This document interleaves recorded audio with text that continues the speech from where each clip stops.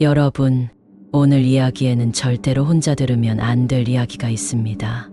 이 이야기를 듣고 난 후에는 아마도 밤마다 침대 속에서 두려움에 떨게 될지도 모릅니다.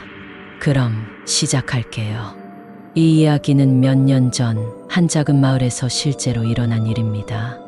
마을 사람들에겐 아직도 그날의 기억이 생생히 남아있죠. 그 마을에는 모두가 알고 있는 집이 하나 있었습니다.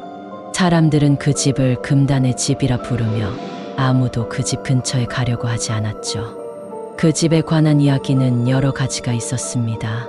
어떤 사람들은 그 집에 귀신이 산다고 했고, 어떤 사람들은 그 집의 주인이 사라졌다고 말했죠.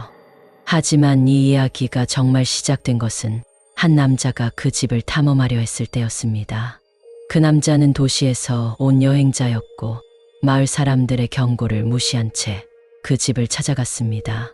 그는 그 집이 궁금했고 그 안에서 무언가 비밀이 숨겨져 있다고 믿었죠. 하루는 밤이 깊고 마을이 조용해졌을 때 그는 결국 그 집에 들어갔습니다. 처음엔 아무 일도 없었습니다. 집 안은 오래된 먼지와 거미줄로 가득했으며 고요한 상태였죠. 그러나 갑자기 한 여자의 목소리가 들려왔습니다. 도와줘. 그 목소리는 너무나도 가까운 곳에서 들렸고 남자는 놀라서 주위를 둘러봤습니다. 아무도 없었습니다. 그는 목소리가 들린 방향으로 걸어갔습니다.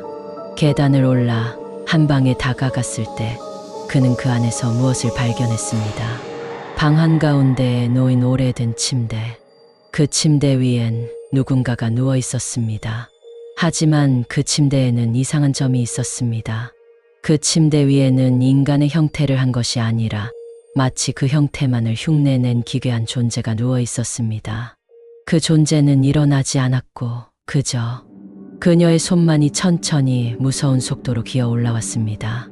남자는 뒤로 물러났고 그 순간 그 여자의 목소리가 또 다시 들려왔습니다. 이번엔 훨씬 더 절박하고 끔찍하게. 너는 떠날 수 없어. 그 순간 그는 뒤에서 느껴지는 차가운 공기에 몸이 굳어버렸습니다. 그리고 그 여자의 얼굴이 천천히 돌아왔습니다. 그녀는 하얀 피부와 무표정한 얼굴을 가지고 있었고 그 눈은 마치 무언가를 응시하고 있는 것 같았습니다. 그녀는 천천히 입을 열어 말을 했습니다. 너 왜 나를 찾았니? 그 남자는 이성을 잃고 비명을 지르며 집을 빠져나가려고 했습니다. 하지만 그가 뒤를 돌아봤을 때 그녀는 이미 그의 바로 뒤에 서 있었고 그의 목소리는 점점 더 희미해져 갔습니다. 이제 너도 나처럼 될 거야. 그녀의 목소리가 그의 귀를 파고들며 그 남자는 결국 힘없이 쓰러졌습니다. 그가 다시 일어나려고 했을 때 그는 그저 아무것도 할 수 없었습니다. 눈을 떠보니 그의 몸은 이미 침대 위에 놓여 있었고 이제는 그 남자도 그녀처럼 변해버린 것입니다. 그 남자의 마지막 기억은 그의 몸이 마치 그 여자의 형체를 그대로 따라가고 있다는 느낌이었습니다. 그 이후로 그 집은 다시 아무도 가까이 가지 않았습니다.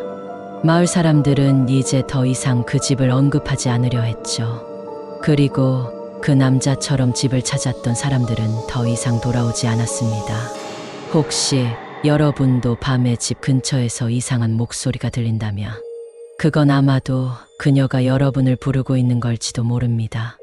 오늘 이야기가 무서웠다면 좋아요와 구독을 눌러주세요.